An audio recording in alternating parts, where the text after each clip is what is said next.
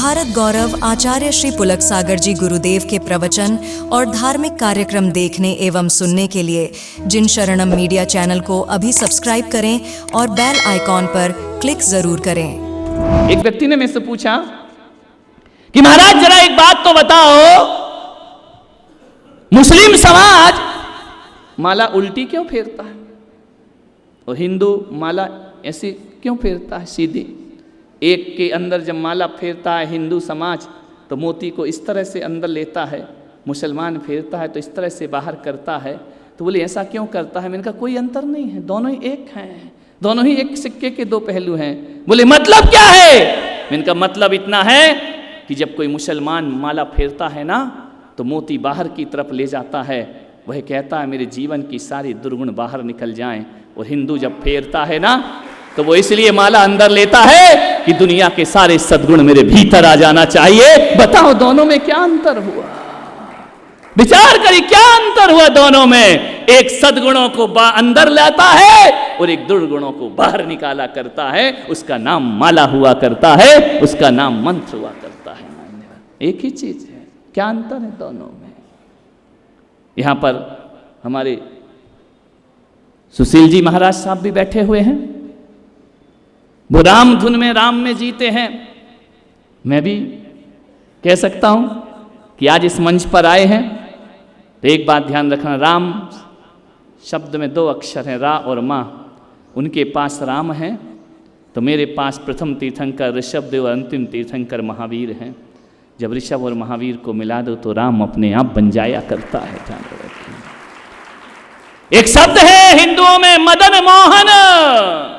क्या अंतर इसमें? इनको थोड़ा सा देखने का प्रयास करें। मदन मोहन दो जोड़ दो, एक अलग कर दो।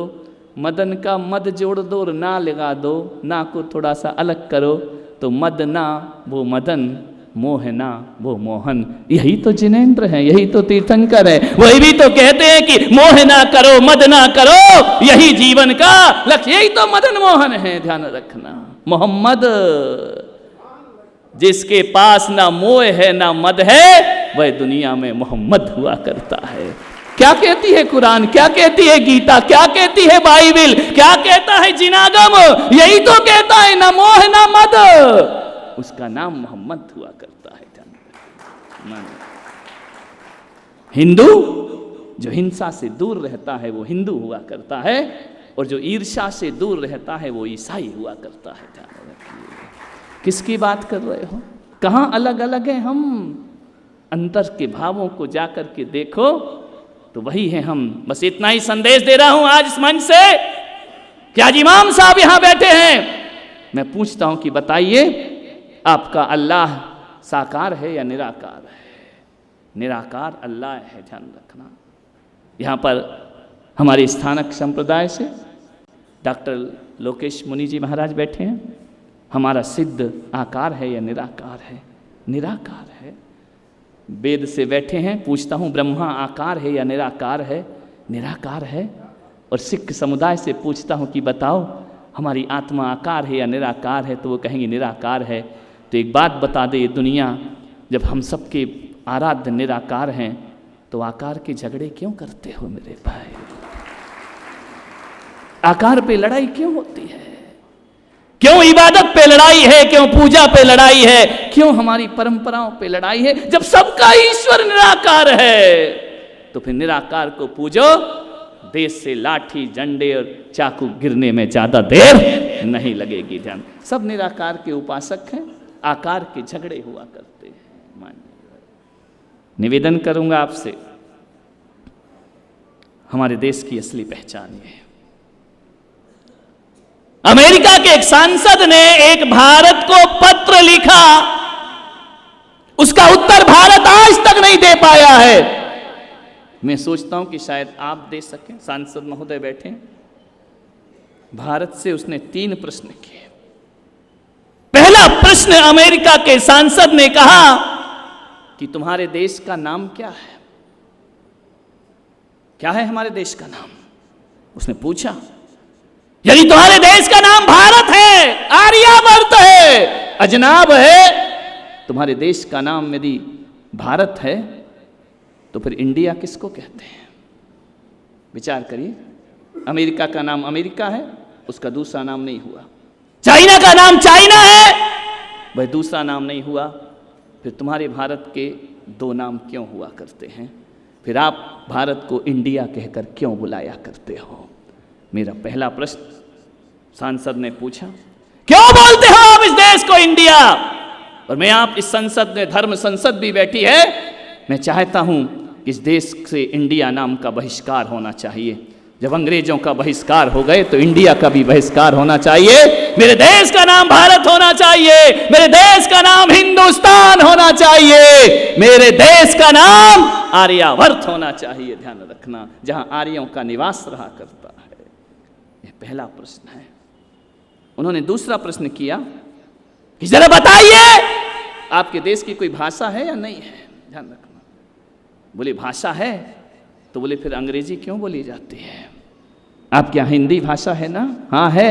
फिर अंग्रेजी क्यों बोली जाती है? ये भाषा बाहर की क्यों ली है? ये दास्ता की गुलामी की भाषा क्यों है? जब जब मेरे देश को इंडिया कहो तो दिल में दर्द होता है मेरे भाई। हमें 75 साल पहले की गुलामी के शब्द सुनाई देते हैं। इंडिया भारत के लिए एक बदनुमा गाली हुआ करती है। गाली कहा जाता था इंडिया, कहने का मतलब है तुम पिछड़े हुए लोग हो। ये अंग्रेजों ने हमें नाम, उस पर गर्व महसूस करते हो? My love India?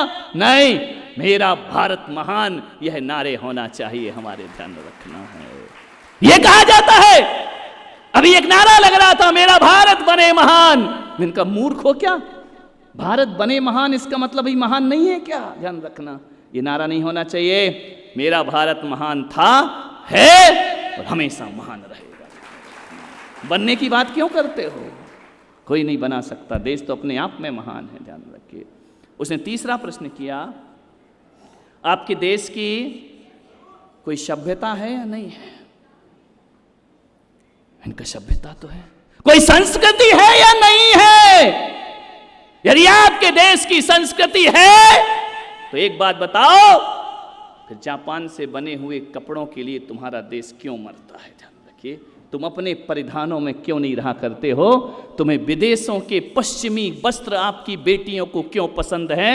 ये विलासता के कपड़े आपको क्यों पसंद है? यदि आपके देश का कोई परिधान है तो हिंदुस्तान का परिधान हिंदुस्तान में पसंद क्यों नहीं किया जाता है? ये बताइए। बताओ, सोचो, आज हमने तीनों चीजें दांव पर लगा दी हैं। आज ऐसे वस्त्र पहन करके हम घूमा करते हैं जो हमारे देश की संस्कृति को, सभ्यता पर प्रश्न चिन्ह लगाती है। स्वामी विवेकानंद विदेश गए प्रवचन करने, उनके भगवा वस्त्र देख करके किसी ने कहा कि ये सभ्यता है तुम्हारे देश की, ये पहनावा है तुम्हारे देश का, ये परिवेश है तुम्हारे देश का। स्वामी विवेकानंद ने क्या हुआ? बोले पिछड़े हुए गंवार लोग हैं भारत के। स्वामी विवेकानंद ने कहा गंवार लोग नहीं है। ध्यान रखना, फर्क इतना है कि तुम्हारे देश की संस्कृति, तुम्हारे देश का स्टेटस, तुम्हारे देश की ऊंचाइयां एक दो कौड़ी का दर्जी बनाता है, और हमारे देश की ऊंचाइयां हमारा चरित्र दिया करता है, कपड़े नहीं दिया करते हैं। ध्यान रखना,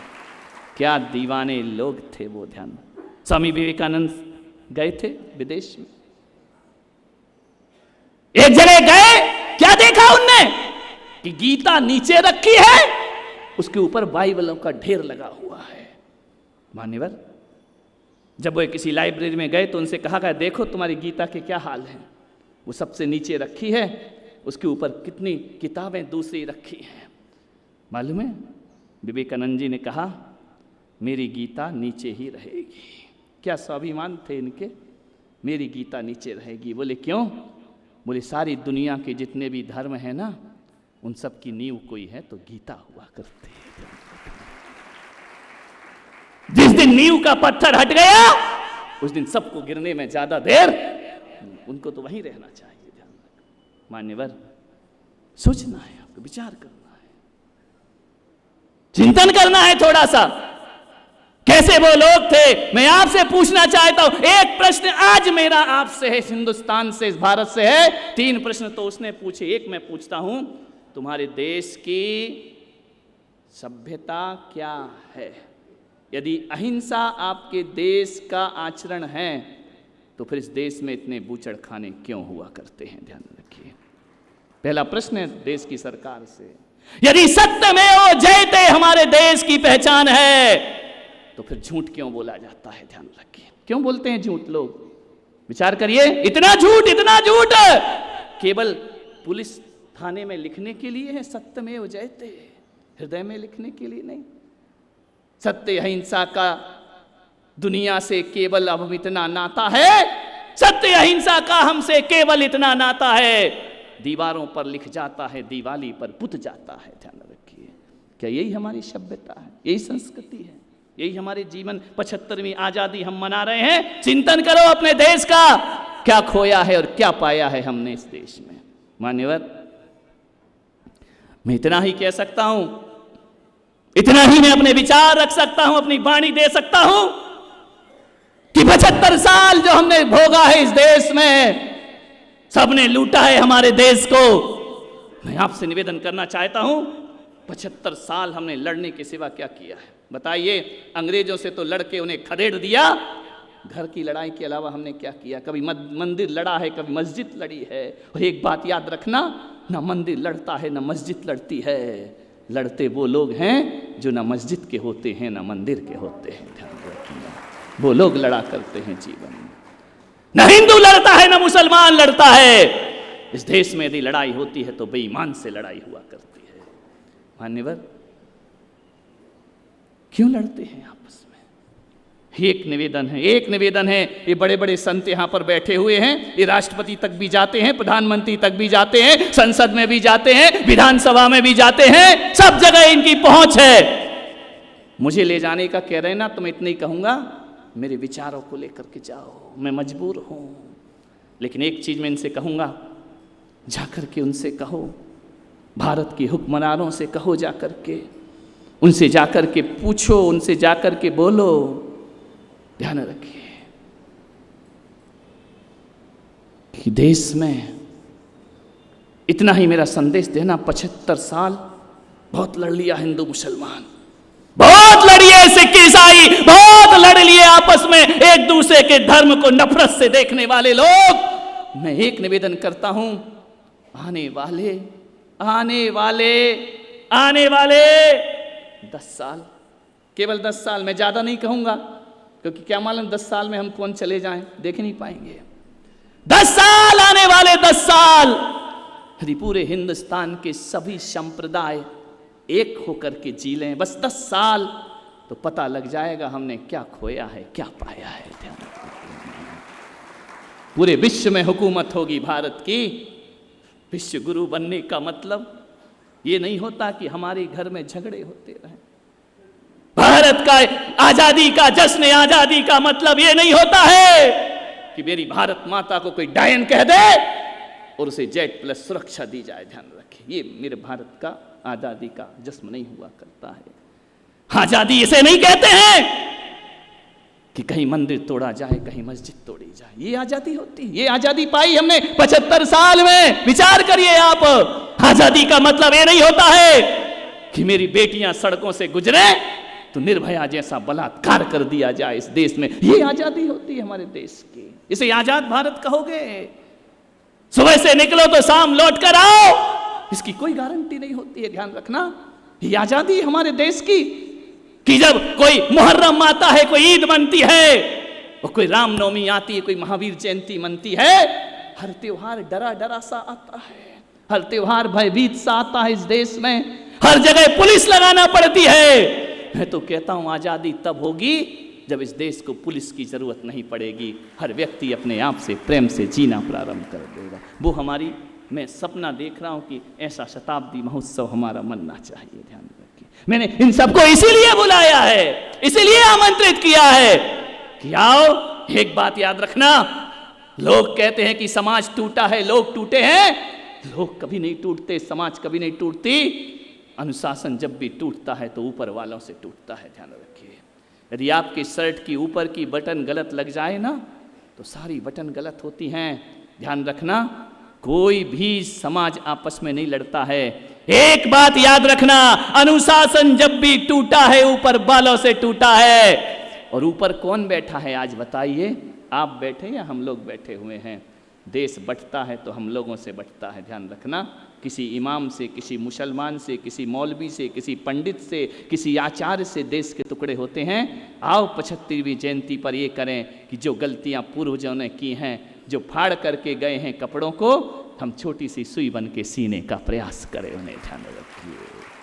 हम ही जोड़ सकते हैं, हम ही तोड़ सकते हैं, तोड़ते भी हम ही हैं और जोड़ते भी हम ही। 25 साल इस देश को जोड़ करके दिखा दीजिए, एकता के साथ दिखा दीजिए, तो हम समझेंगे हमने अपने जीवन में बहुत कुछ कर लिया।